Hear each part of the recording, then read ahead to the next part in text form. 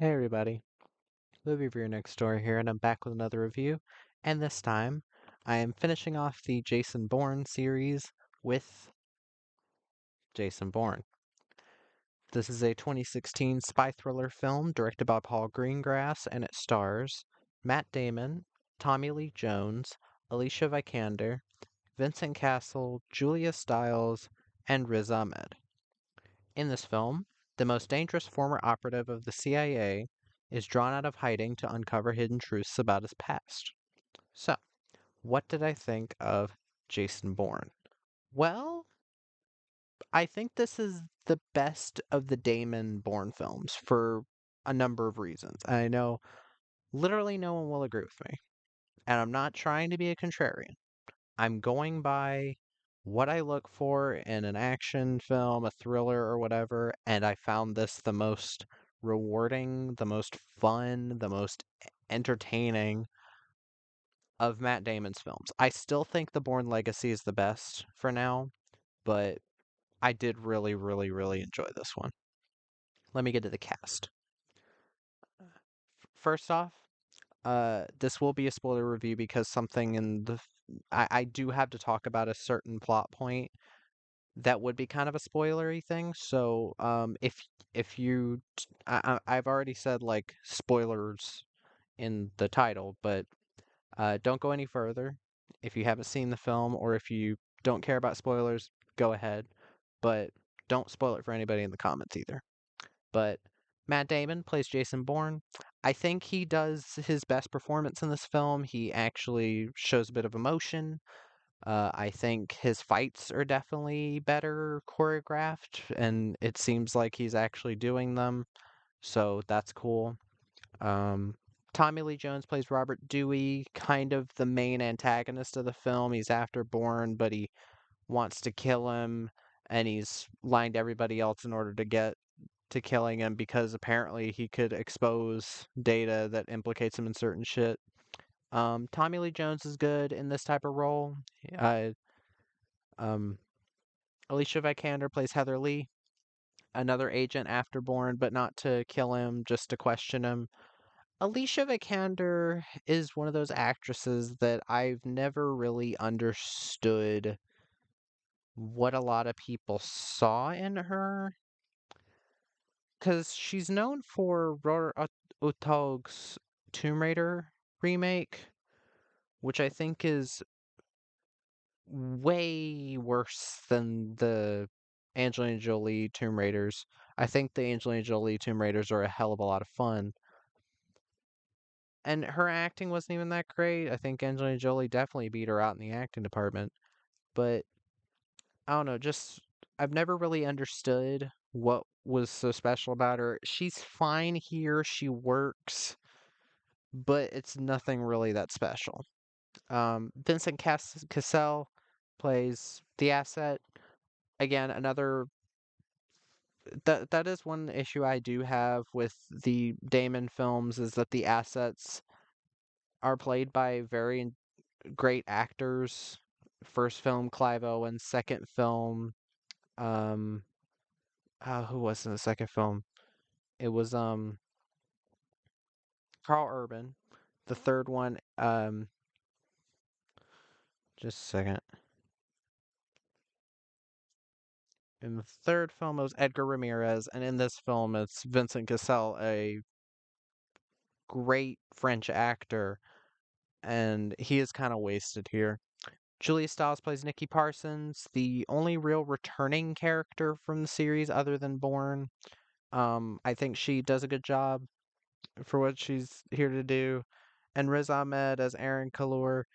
He's I've never understood Riz Ahmed either. Apparently a lot of people think he's some fantastic actor and I've never really understood why people love him. He's not bad. He doesn't like jump out as a horrible actor or anything, but he's nothing really that special from what I see.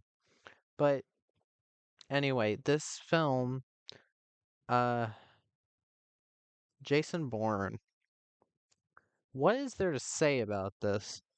Actually, a pretty decent amount.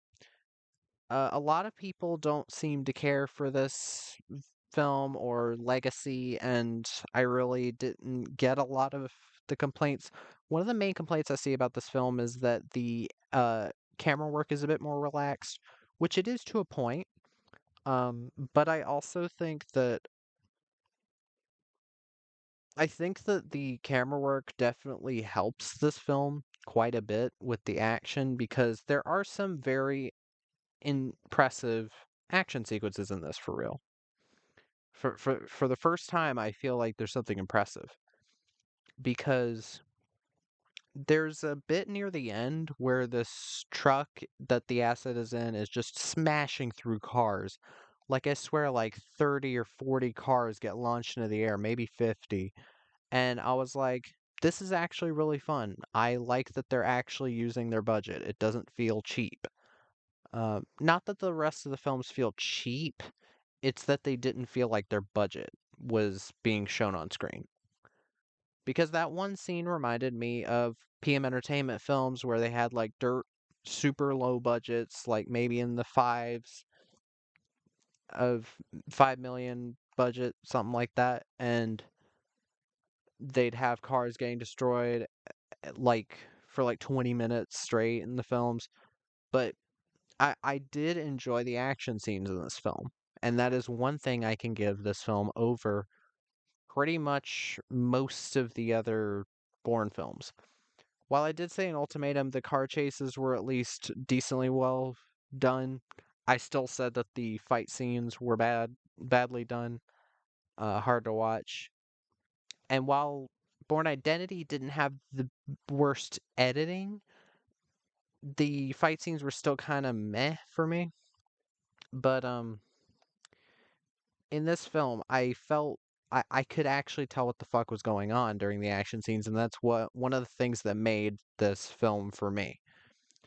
Um, so it's definitely got the best shot action. A lot of people were making the complaint that it's not as visceral as it could be, and I urge you to look at the fight between Vincent Cassell and Matt Damon at the end, which is pretty decently brutal, especially given that this is PG-13 like the others.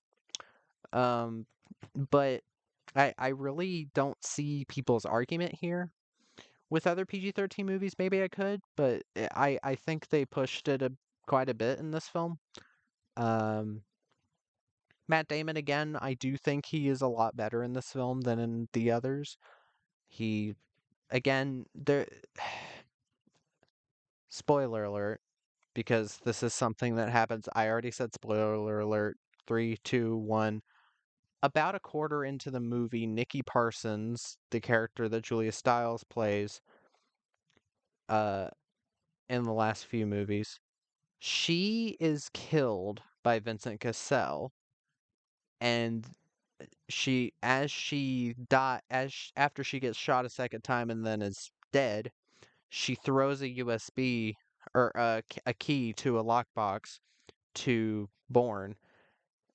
And it's a really intense scene. It really works. It reminded me kind of the Bourne Legacy, the uh one scientist going around shooting his coworkers, in that it was an actually intense scene, and I felt that there were actual stakes. And I really like how they did this. This is one of the few times where killing an established character in a sequel to a film has worked for me because it didn't try to go the easy route of them being love interests. I'm glad they never did that with Jason. They didn't make it so that he had to have a love interest. They were more she was just trying to take down the whole operation stuff. Even if certain people did get killed, it would stop more and more people from getting killed and having their lives ruined by this program. So you can understand like the pros and cons of this, but still, I do think that the way that they did it was very well done. I think uh, it really worked for her character where the character was going. Um,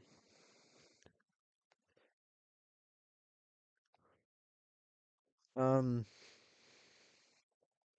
the musical score from David Buckley and John Powell was actually pretty good. it didn't rely on a bunch of existing motifs. It tried to do its own thing, and I actually quite enjoyed it. David Buckley worked on Evil, which has some pretty fantastic music, so definitely going to support him. Um,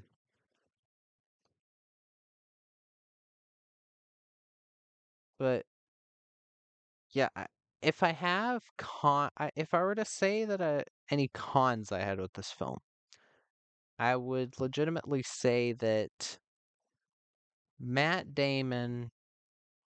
Again, I don't love Matt Damon. I did say that he improved. I still would prefer someone else. Um, I like.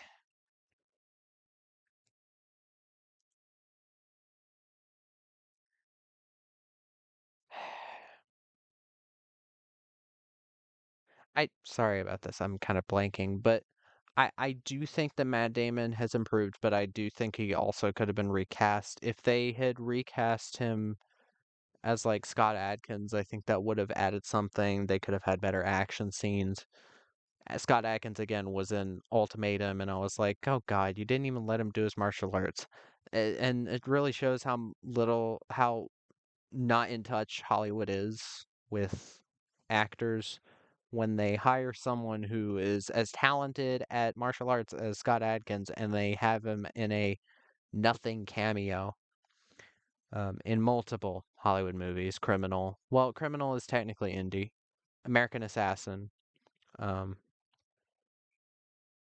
but yeah, first off, I did want to comment. There was an action scene that I actually, the action scene at the end with the guy going through all the cars. I like that. There were some decent fist fights actually, and there's a bike chase that happens in I think Greece near the beginning, something like that. I forgot because there's a riot going on. That was actually really damn good. I will say that. I am admitting that a Bourne film had a really well done action scene because there's constantly protesters like throwing shit. There's like a burning bed that gets thrown down. There's shit being thrown onto the street. Bourne and Nikki are having to like avoid it, and there's a decent chase sequence leading up to the bike chase, and it's actually really impressive. It's it actually feels like we're in a different environment than the other films, and even though these are essentially just chase movies, I mean, Legacy was a bit less of a chase movie and more of like a kind of slowish burn thriller, but I like that they tried to actually one up the last film's action. And I did find myself legitimately really enjoying this film. I do. I legitimately enjoy it, and I think Matt Damon does a good job in the film. So yeah, not a ton I have to say about this. But yeah, that was my review of Jason Bourne. If you've seen the film, let me know what you think in the comments below without spoiling. If you got any recommendations, put those down in the comments as well. And movie reviewer next door out.